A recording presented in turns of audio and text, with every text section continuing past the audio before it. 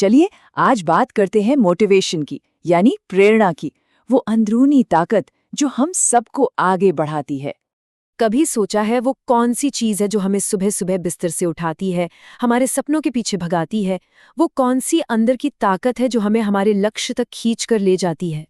तो चलिए इस पहेली को सुलझाते हैं। सबसे पहले ये समझना जरूरी है कि आखिर ये प्रेरणा, ये मोटिवेशन है क्या भला। इसकी जड़ तक चलते हैं। देखिए, मोटिवेशन शब्द जो है वो लैटिन के एक शब्द मोटम से निकला है, और मोटम का सीधा सा मतलब है गति देना या आगे बढ़ाना। तो इसके तो नाम में ही मूवमेंट है, एक ऐसी शक्ति जो हमें एक्शन लेने पर मजबूर करती है। और हाँ, ये कोई एक पल का एहसास नहीं है, ये एक पूरा का पूरा प्रोसेस है। जैसा कि कार्टर वी गुड ने बहुत खूब कहा है कि प्रेरणा किसी काम को सिर्फ शुरू करने का नाम नहीं है, बल्कि उसे जारी रखने और सही तरीके से कंट्रोल करने की भी प्रक्रिया है। तो मतलब हम कह सकते हैं कि प्रेरणा एक तरह की अंदरूनी हालत है, एक अंदर की आग जो हमारे भीतर जलती है, और यही आग हमें किसी खास मकसद को पाने के लिए, एक खास तरीके से काम करने के लिए तैयार करती है। तो सवाल ये उठता है कि ये शक्ति काम कैसे करती है।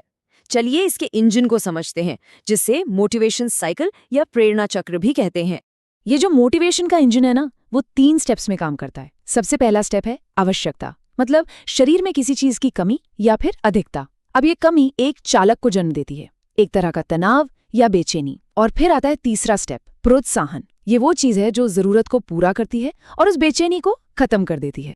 इसे एक बहुत ही आसान उदाहरण से समझते हैं। प्यास। मान लीजिए शरीर में पानी की कमी है, ये हो गई आवश्यकता।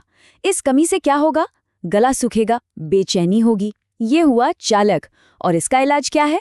इसका समाधान है 1 गिलास पानी। ये पानी ही प्रोत्साहन है, जो प्यास बुझाकर उस बेचैनी को शांत कर देता है। सिंपल।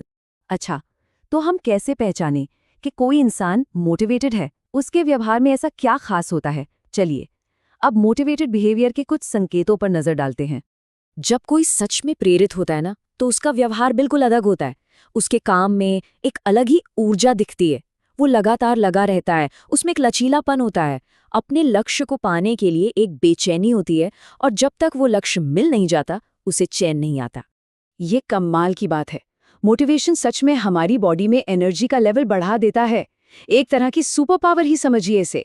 कभी सोचा है एग्जाम के टाइम पर स्टूडेंट्स कैसे बिना थके घंटों तक पढ़ लेते हैं? वो सब इसी प्रेरणा का, इसी मोटिवेशन का खेल है। और हाँ, मोटिवेशन हार मानना नहीं जानता।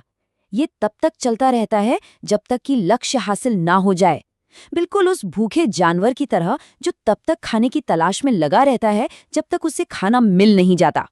और ये कहावत तो हम सब ने सुनी है कि अगर सीधी उंगली से घी ना निकले तो उंगली टेढ़ी कर लेनी चाहिए। ये बात मोटिवेशन के लचीलेपन पे बिल्कुल सटीक बैठती है। मतलब अगर एक तरीका काम नहीं कर रहा तो एक मोटिवेटेड इंसान दूसरा रास्ता ढूंढ ही लेगा। वो हार नहीं मानेगा, बस तरीका बदल देगा। और आखिर में जब लक्ष्य मिल जाता है तो वो सारी बेचैनी खत्म हो जाती है, सारा तनाव, सारी टेंशन गायब। बिल्कुल वैसा ही एहसास जैसे एग्जाम खत्म होने के बाद मिलता है। मिशन पूरा और दिमाग को शांति। तो जब एक लक्ष्य पूरा हो जाता है, बेचैनी भी खत्म हो जाती है। पर क्या यहाँ कहानी खत्म हो जाती है? नहीं, बिल्कुल नहीं। यहीं से तो एक और दिलचस्प सवाल उठता है कि अगली प्रेरणा कहाँ से आएगी? और यही दिखाता है कि प्रेरणा एक कभी न खत्म होने वाला चक्र है, जो हमें जिंदगी भर आगे और आगे बढ़ाता रहता है।